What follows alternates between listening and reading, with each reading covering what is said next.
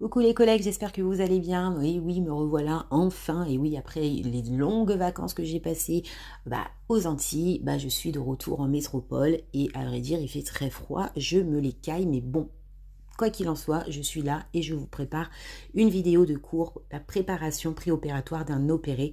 Donc n'hésite pas à prendre une feuille et un stylo, à de noter et d'essayer d'être un petit peu dans le contexte afin de repérer vos actions AS. Pour ceux qui ne me connaissent pas, moi c'est Héloïse, aide-soignante, et puis je mets des contenus intéressants, je l'espère, sur cette chaîne qui vous permet de préparer vos modules, module par module, nouvelle réforme. Voilà, donc avant même de commencer, je vous ai concocté pendant les vacances une petite intro en musique, joie et bonne humeur. Je vous la passe et puis ensuite on se met vraiment dans le bain, dans les cours. Et oui, vous connaissez la musique, là c'est plus sérieux.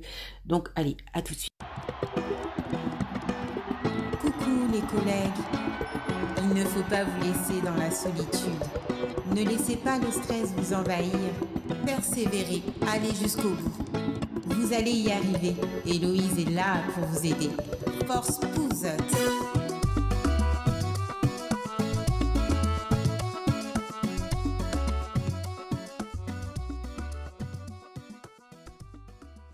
La musique est finie, on passe au vif du sujet, donc la préparation préopératoire d'un opéré. En sachant que les soins du futur opéré va comprendre une préparation, que ce soit cutanée ou même une préparation psychologique. Vous l'avez bien compris, le malade doit avoir un esprit calme et serein. Si cela n'est pas le cas, l'anesthésiste peut prescrire des calmants la veille de l'intervention et lors de la prémédication. Il existe 3 grandes étapes de la période opératoire. La première, c'est la période préopératoire. Celle-ci va débuter quelques jours avant l'intervention et qui va se terminer au départ pour le bloc opératoire. Désolée pour les accents, donc la deuxième est le péropératoire, qui celle-ci va débuter à l'induction de l'anesthésie au bloc opératoire jusqu'à du coup à l'arrivée en salle de surveillance post-interventionnelle qu'on nomme aussi SSPI. La troisième est la période post-opératoire qui celle-ci va débuter à l'arrivée en salle de surveillance, du coup post-interventionnelle comme on avait dit SSPI, et qui se poursuit pendant plusieurs jours après l'intervention chirurgicale dans le service. Objectif de soins. Il y a 4 grandes étapes qui vont vous mettre en tête et donc je vais vous les dire de suite. Donc la première est de prévenir le risque infectieux. Concernant dans la période pré et également péropératoire, en éliminant tout simplement la fleur transitoire du revêtement cutané du patient. Le deuxième est tout simplement d'assurer un site opératoire aseptique pour le chirurgien. La troisième étape est tout simplement de réduire également l'anxiété du patient par une présence tout simplement et des propos professionnels et rassurants. Votre rôle en tant qu'AS est primordial. Vous êtes au plus proche du patient, plus que l'infirmière et également plus que le médecin. Surtout au niveau relationnel. Et puis l'étape qui est essentiellement primordiale et la quatrième étape également, donc inscrire les soins. Donc les soins que vous avez effectués concernant les besoins de Virginia Anderson, de la théorie des besoins fondamentaux, être propre, protéger ses téguments, etc. Avant d'effectuer le soin. Alors attention, votre rôle est très important. Tout d'abord, il faut être vigilant, s'informer sur le type d'intervention, locale ou autre, et le type également d'anesthésie choisie, générale, loco-régionale, rachi-anesthésie, péridurale, locale, enfin voilà, vraiment s'informer. S'informer également de l'horaire prévu pour le départ au bloc opératoire afin d'organiser les soins le matin de l'intervention. Mais il va falloir aussi prévenir le patient et également de vérifier qu'il a bien été informé par l'infirmière sur les soins qu'il devra accomplir, la douche avec un antiseptique, la veille, le matin de l'intervention, etc. Mais aussi les consignes qu'il devra respecter, le fait qu'il devra être à jeun depuis la veille au soir, ne pas manger, ni boire, ni fumer, etc.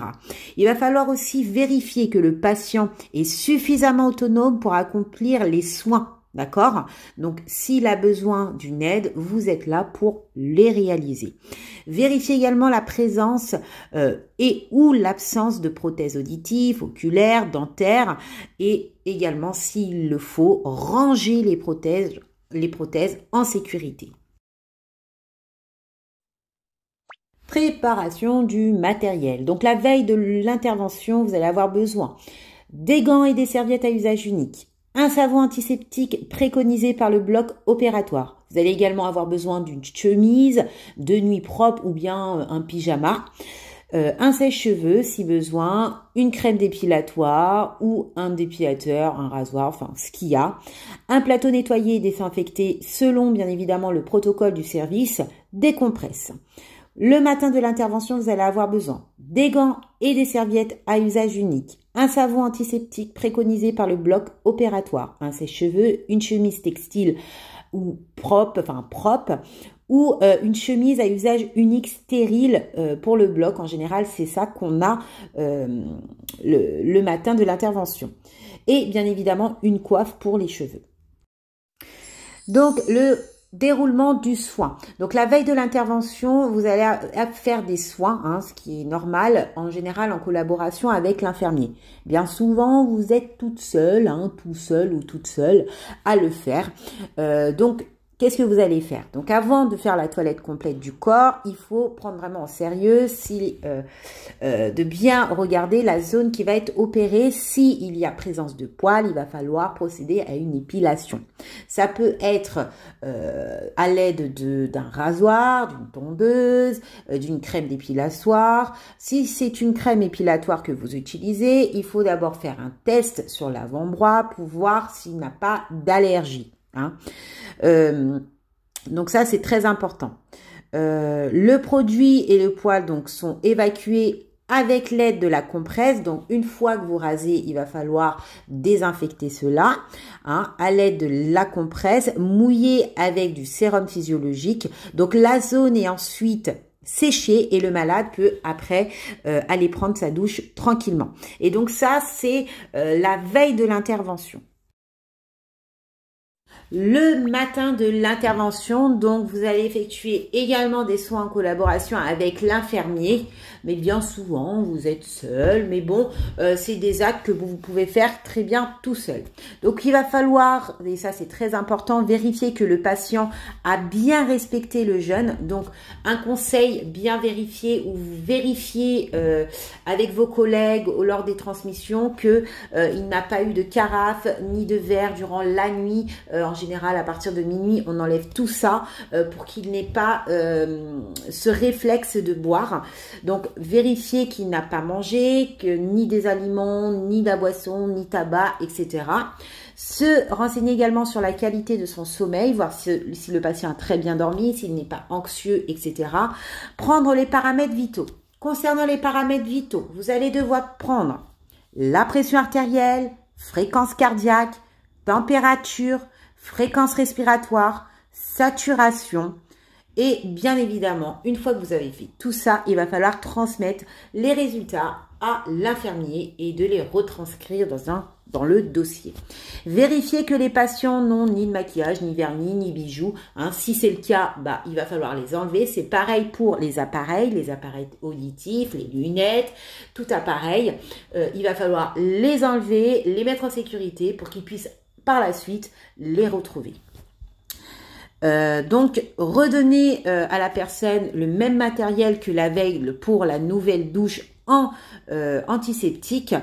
Et donc ça, c'est très important. Mettre la sonnette d'appel à sa portée de main. Laisser le malade au calme afin qu'il puisse optimiser les effets de la prémédication. Donc voilà, le rassurer, être à l'écoute. S'il est anxieux, voilà, être vraiment présente au niveau relationnel. S'assurer que le dossier du malade est bien prêt et que le service du brancardage est bien prévenu. Il ne faut pas qu'il soit en retard, il faut qu'il soit présent parce qu'au bloc, l'heure, c'est l'heure. Être présent au départ du malade pour le rassurer, pour l'aider et pour aider éventuellement si les brancardiers ont besoin de faire un transfert lit, brancard. Donc voilà, ça c'est vraiment des étapes qu'il faut mémoriser pour la veille et le jour même de l'intervention. Petit rappel avant de clore cette vidéo, donc le shampoing et la douche que vous allez faire à votre patient doit être réalisé avec des gants à usage unique parce que vous allez manipuler le savon antiseptique. Bon, ça c'est selon le protocole. La douche se réalise bien évidemment du haut vers le bas en faisant bien mousser le produit.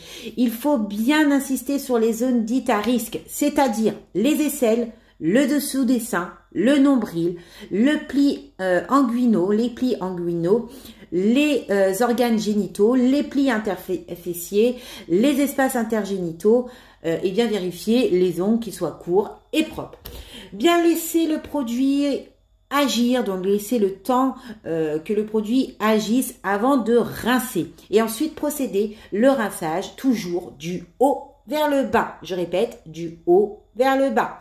Petit rappel, donc à la fin du soin, bien sécher les cheveux. Donc vous avez normalement le sèche-cheveux comme dit précédemment sur les matériaux qu'il vous faut. Donc bien sécher les cheveux si possible. Demandez au malade de réaliser un soin de la bouche après la douche. Vérifiez que le malade a bien respecté les consignes, qu'il est bien à jeun, etc. Lui donner donc la chemise du bloc. Donc ça, c'est les consignes du matin, la veille le jour de l'intervention.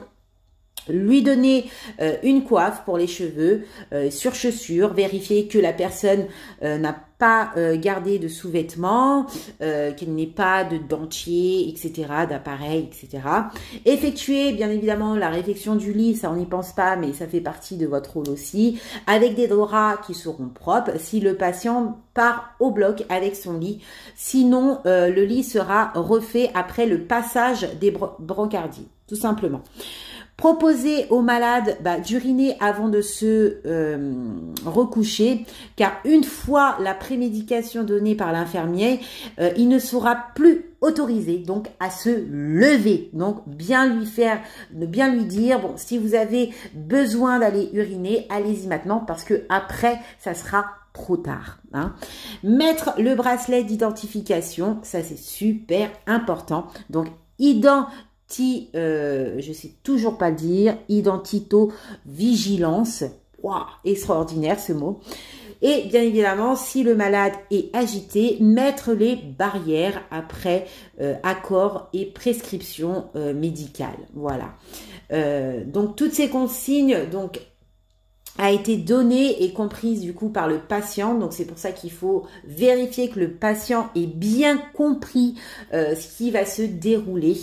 Voilà. Donc vous, sur la feuille de soins de surveillance, le jour de l'intervention chirurgicale, il va être désigné par le code J0. Donc J0, ça veut dire le jour de l'intervention chirurgicale. D'accord? Le jour suivant post-opératoire sera le jour 1. Puis le jour 2 et ainsi de suite. Donc bien comprendre ça parce que ça va être très utile pour vous, même pour le module 9 lorsque vous allez faire les 9 et 10, lorsque vous allez faire les cas de planification, etc., transmission, etc. Et si vous tombez sur un cas comme ça, on va vous dire qu'est-ce que c'est préopératoire, post-opératoire et on va vous parler de jour. Donc le JO, ça veut dire le jour de l'intervention chirurgicale. Le J1, c'est le jour suivant, donc c'est post-opératoire. Jour 2, c'est ainsi de suite, ainsi de suite. D'accord? Donc, voilà, j'espère avoir tout dit. Si vous avez des questions, n'hésitez pas. Je vous dis à très vite pour une prochaine vidéo. Bye!